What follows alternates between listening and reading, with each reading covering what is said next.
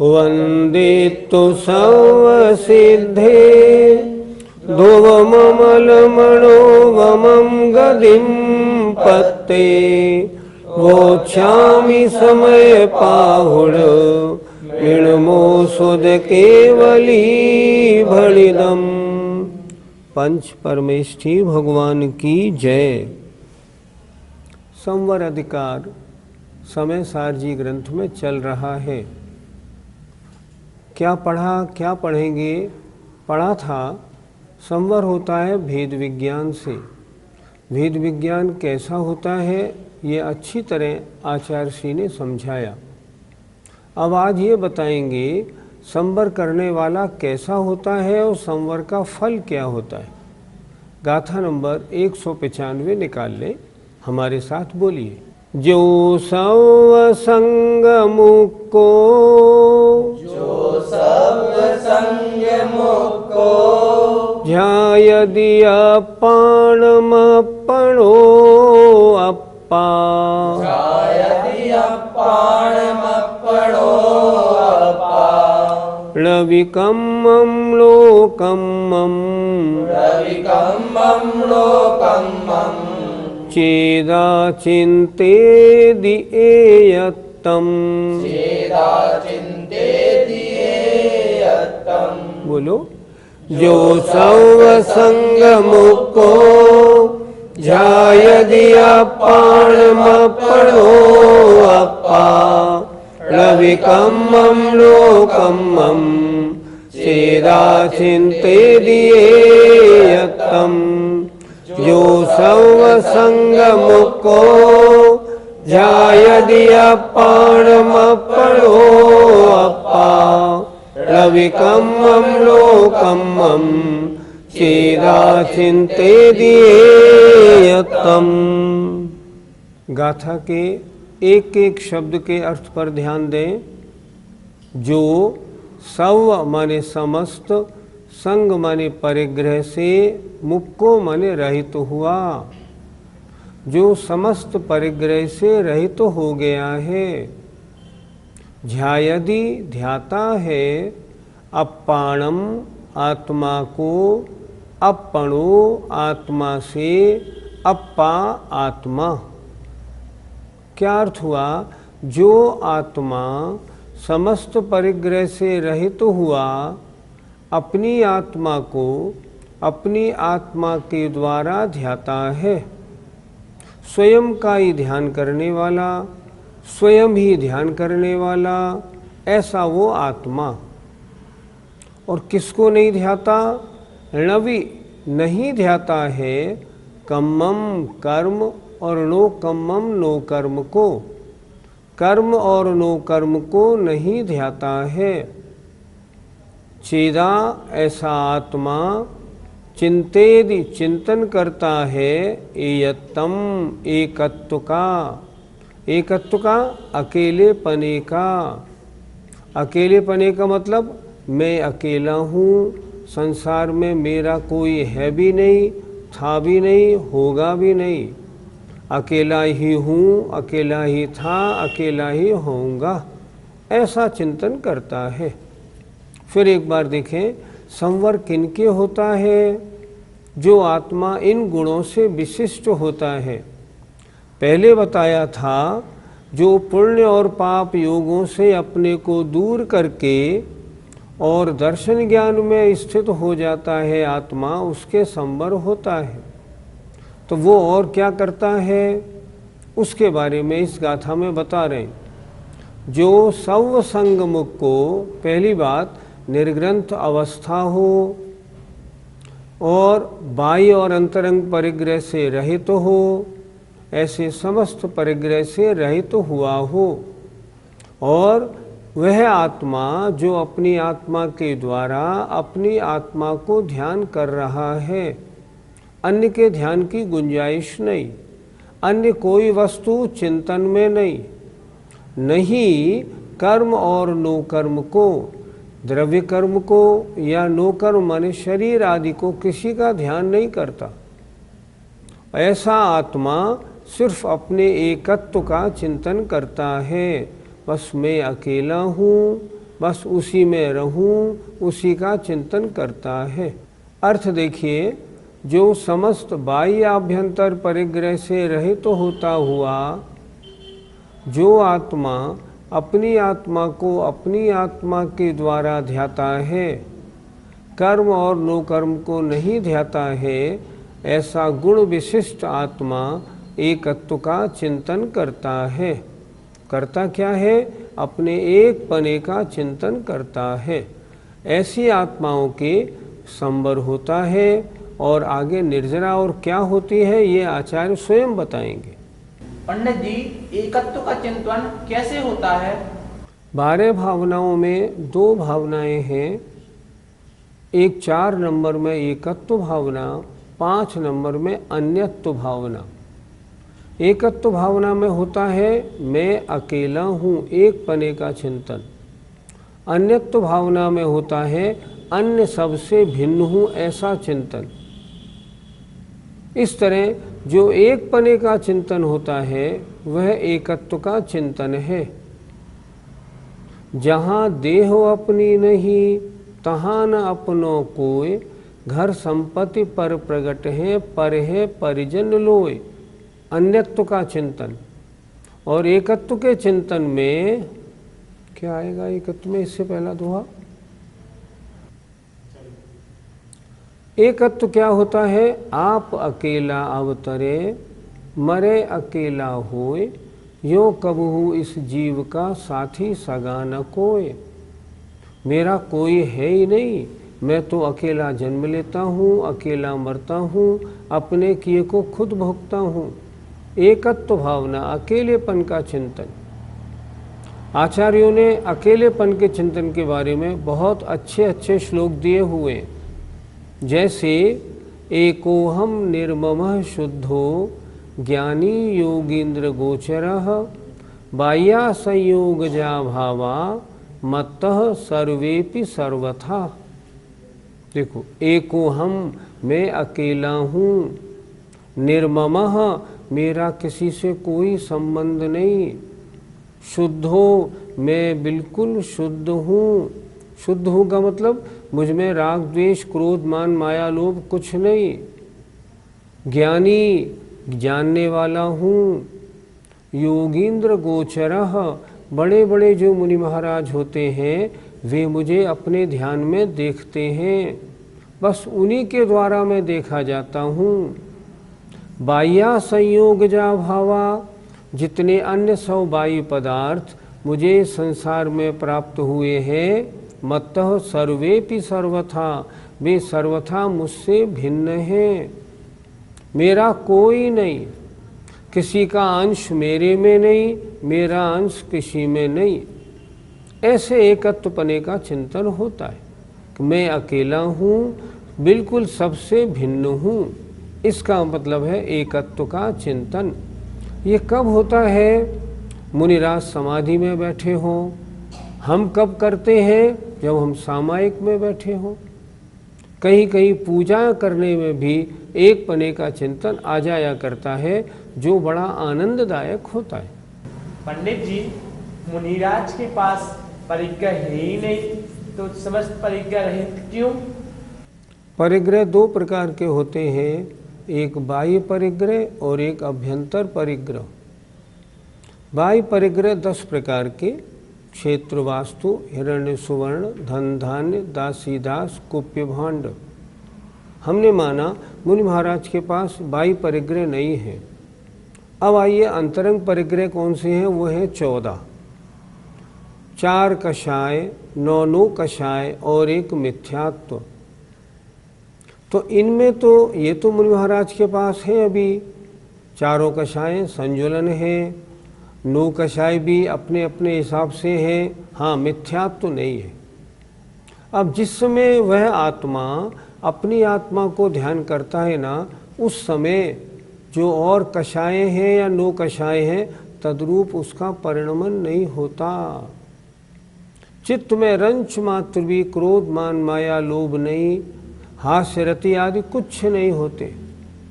जिस समय समस्त परिग्रहों से दूर होता है, उस आत्मा के संवर होता है। जो कषाय 4 कषाय या 9 कषायों में जो आत्मा है, अभी तो उसके आश्रय बंद होगा ही होगा। इसलिए मुनिराज 10 परिग्रह से रहित तो हैं, लेकिन 14 परिग्रह से रहित वर्तमान में नहीं होते। जब होते हैं कब? जब शुद्धोपयोग में आते। और जब शुद्धोपयोग में आते हैं तो आश्रय बंद नहीं होता, मात्र संवर निर्जरा होती है। पंडित जी, कर्म और नो कर्म से रहित ध्यान कैसा होता है? इष्टोपदेश का एक श्लोक आपके उत्तर में सफिशिएंट है। किमिदम कीदृशम कस्य कस्मात् क्वेत्य विशेषयन् स्वदेहमपि नावैति योगी योग परायण। जो मुनिराज ध्यान में लगे हैं वे किमिदम, यह क्या है, कीदृशम, यह किस प्रकार का है, कस्य, यह किसका है, कस्मात्, कैसे है, कहाँ पे है, इस बारे में बिल्कुल चिंतन नहीं करते। किसी भी अपनी आत्मा के अलावा जितनी वस्तुएं हैं, मान लो कोई संगीत गा रहा है, उनका मन अगर संगीत की तरफ जाएगा तो शुद्धोपयोग नहीं, शुभोपयोग हो जाएगा। इसलिए शुद्धोपयोग के काल में जब बिल्कुल सबसे दूर है, उस काल में किसी तरफ क्या है, कौन सा गीत है, कौन सा गाना है, कुछ नहीं। स्वदेहमपि नावैति, नो कर्म की चर्चा देखिए। स्वदेहमपि नावैति, जो योगी हैं, योग परायण है, अपने शरीर को भी नहीं जानते। मेरी शरीर पर किसने क्या चोट लगाई है, किसी जानवर ने मेरे शरीर का कौन सा हिस्सा खा लिया, क्या निकला, खून निकला, चोट लगी, उस ओर भी उनका ध्यान नहीं। शुद्धोपयोग के काल में इन बाह्य किसी से कोई संबंध नहीं होता। उसी के लिए कहा गया है लविकम्मम लोकम्मम, कर्म और नो कर्म को भी नहीं जानते। कोई शारीरिक बाधा आई है तो वेदनी असाता के उदय से आई है, नहीं, इधर चिंतन भी उनका नहीं जाता। उनका चिंतन मात्र आत्मा में रहता है। और जब बाहर उधर चिंतन जाता है तब उस चिंतन से क्या होता है, उस चिंतन से जैसा चिंतन उसके अनुसार पुण्य पाप का बंध होता है। लेकिन शुद्धोपयोगियों का चिंतन उधर नहीं जाता और तभी संवर होता है। उधर गए, परिणामों में गड़बड़ी आई और पुण्य और पाप कर्मों का बंध प्रारंभ हो गया। इसलिए ऐसे मुनिराज कर्म नो कर्म का भी चिंतन नहीं करते। गाथा 195 का पद्यानुवाद देखें। वो सर्व संग तज के मुनि हो इसी से, जाने नितांत निज में निज को निजी से। एकत्व की वह छटा मन को लुभाती, नो कर्म कर्म तक को सबको भुलाती। दूसरी पंक्ति कितनी अच्छी है। उस समय क्या करते हैं, जाने नितांत, नितांत माने ओनली, निज में, आत्मा में, निज को, आत्मा को, निजी से, आत्मा के द्वारा। इसे कहते हैं एकत्व का चिंतन। संवर के बारे में और थोड़ी विशेषता, इसका फल क्या है, अगली गाथा में देखें। गाथा नंबर 196। अपाणम ध्यायन्तो, अपाणं ध्यायन्तो, दंसणान्मयो अनन्नमणो,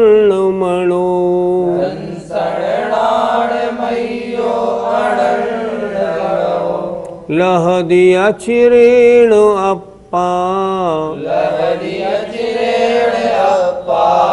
णमेव शोकं मणिमुक्कम् बोलो अपाणं ध्यायन्तो दंसणाणमय्यो अणर्णमणो लहदी अचिरेण अप्पा णमेव शोकं मणिमुक्कम् अपाणं ध्यायन्तो दंसणाणमय्यो अणर्णमणो लहदी अचिरेण अप्पा णमेव शोकं मणिमुक्कम्। एक एक शब्द का अर्थ समझते हैं। अपाणम आत्मा को, ध्यायंतो ध्यान करता हुआ, कैसा?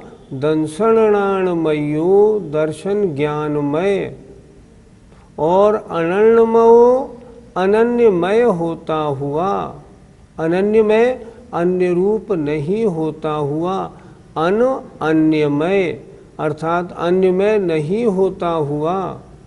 अर्थात ध्यान करते समय मात्र दर्शन और ज्ञान दो ही बातें हैं, क्रोध रूप राग रूप द्वेष रूप नहीं होता हुआ। लहदी प्राप्त करता है, अचिरेण, चिर माने बहुत समय में, और अचिरेण माने शीघ्र। अपाणम एव आत्मा को ही, कैसी आत्मा को? सो माने वह, कम निम्मुक्कम कर्मों से रहित। अर्थात इस तरह ध्यान करने वाले वे मुनिराज शीघ्र ही कर्मों से रहित आत्मा को प्राप्त कर लेते हैं, अर्थात मुक्ति को प्राप्त हो जाते हैं। एक बार फिर देखिए। अपाणम ध्यायन्तो आत्मा का ध्यान करता हुआ वह शुद्धोपयोगी मुनि महाराज, दंसणाणमयो दर्शन ज्ञानमय होते हुए, और अनन्यमयो अनन्यमय होते हुए, अर्थात बस जानना देखना काम है, राग द्वेष क्रोध मान रूप होना नहीं। ऐसी अवस्था में जो मुनि महाराज आ जाते हैं वे अचिरेण शीघ्र ही, कम निम्मुक्कम कर्मों से रहित आत्मा को लहदी प्राप्त करता है। अर्थात उनकी जो आत्मा है वह शीघ्र ही कर्मों से रहित हो जाती है, अर्थात मोक्ष को प्राप्त कर लेती है। मोक्ष प्राप्ति का यही मार्ग है और कोई मार्ग नहीं। भावार्थ देखिए। वह आत्मा अपनी आत्मा का ध्यान करता हुआ, दर्शन ज्ञान में हुआ और अनन्य में हुआ, मतलब अन्य रूप न होता हुआ, थोड़े ही काल में कर्मों से रहित अवस्था को प्राप्त कर लेता है, अर्थात मुक्ति को प्राप्त कर लेता है। पंडित जी, अनन्य मन से क्या तात्पर्य है? अपने मन में जहाँ अन्य किसी और वस्तु को कोई स्थान नहीं, अन्य मन, अन्य किसी के लिए यहाँ स्थान नहीं। आत्मा के चिंतन में क्या वस्तु है? सिर्फ एक, वो क्या? अपना शुद्ध स्वरूप, जहाँ और दूसरा नहीं है। अगर वहाँ से हटेंगे तो पुण्य और पाप रूप परिणामों में चले जाएंगे। इसलिए ऐसे आत्मा को ध्याते हुए कैसे जो दर्शन ज्ञानमय है और अनन्यमय है, जहाँ आत्मा में अन्य कोई चिंतन नहीं है, उसे कहते हैं अनन्य मन। पंडित जी, ध्यान की उत्कृष्ट अवस्था कैसी होती है? आचार्य नेमिचंद सिद्धांत देव का जो द्रव्य संग्रह है हमने पढ़ाया था पहले, उसकी एक गाथा बहुत उपयोगी है इस बारे में। उसमें लिखा है उन्होंने, माँ चिट्ठः माँ जंपः माँ चिंतः किम विजेण होय थिरो। क्या करो? अप्पा अपम्य रहो इणमेव परम हवे ध्यानम। उत्कृष्ट ध्यान अवस्था कैसी होती है? माँ चिट्ठे, कोई चेष्टा मत करो। हाथ पैरों का हिलाना, देखना, भालना, सुनना नहीं, कोई चेष्टा नहीं, चेष्टा शून्य। माँ जंपह, कुछ बोलो नहीं।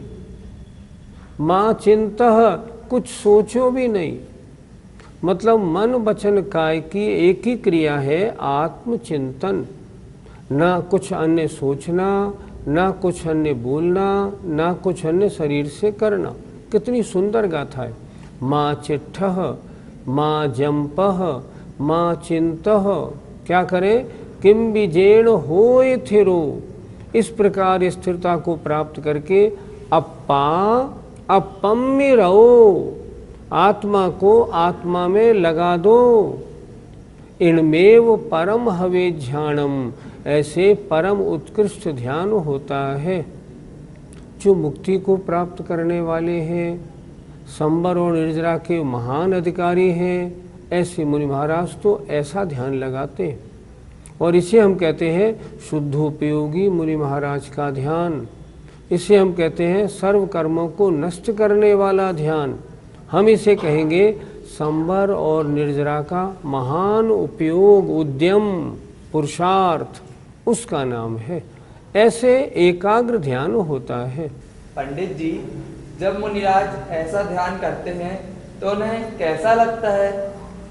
आचार्यों ने लिखा है, आत्मानुष्ठान निष्ठस्य व्यवहार बहिस्थिते जायते परमानंदः कश्चित योगेन योगिन। क्या लिखा उन्होंने?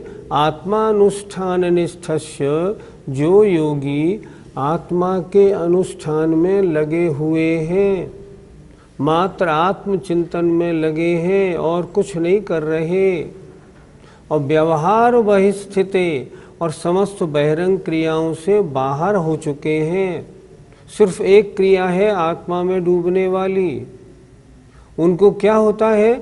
जायते परमानंदः, उनको परम आनंद प्राप्त होता है। कश्चित योगेन योगिन, जो योगी ऐसा योग लगाते हैं, ऐसे योग लगाने वालों को ऐसा आनंद प्राप्त होता है। आप सबको 6 डाला तो याद होगा, हमने पढ़ाया था। उसमें कितना अच्छा लिखा है उन्होंने, देखो।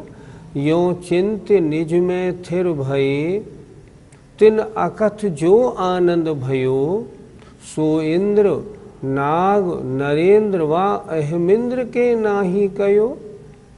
इस प्रकार निर्विकल्प होकर जो अपनी आत्मा को अपने में लीन कर देते हैं, उनको जो परम आनंद प्राप्त होता है, वो तो देवों को, इंद्रों को, नागेंद्र को, चक्रवर्ती किसी को नहीं होता, क्योंकि वो तो अद्भुत आनंद है।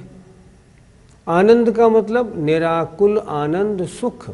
उस समय जो आनंद है वो अद्भुत होता है। तो जो मुनि महाराज ऐसा ध्यान लगाते हैं, उनको ऐसा आनंद प्राप्त होता है, और वह आनंद उन्हें परमानंद मोक्ष की प्राप्ति में कारण होता है। गाथा 196 का जरा पद्यानुवाद देखिए। ऐसा निरंतर निजातम तत्व ध्यानी, सम्यक्त बोध व्रत में रत साधु ज्ञानी, हो कर्म मुक्त गुण युक्त सदा लसेगा, लोकाग्र में स्थित शिवालय में बसेगा। जो ऐसा ध्यान करेंगे वो लोक के अग्रभाग में जो परम सिद्धालय है, उसमें जाकर उनकी आत्मा विराजमान होगी। जय जिनेंद्र।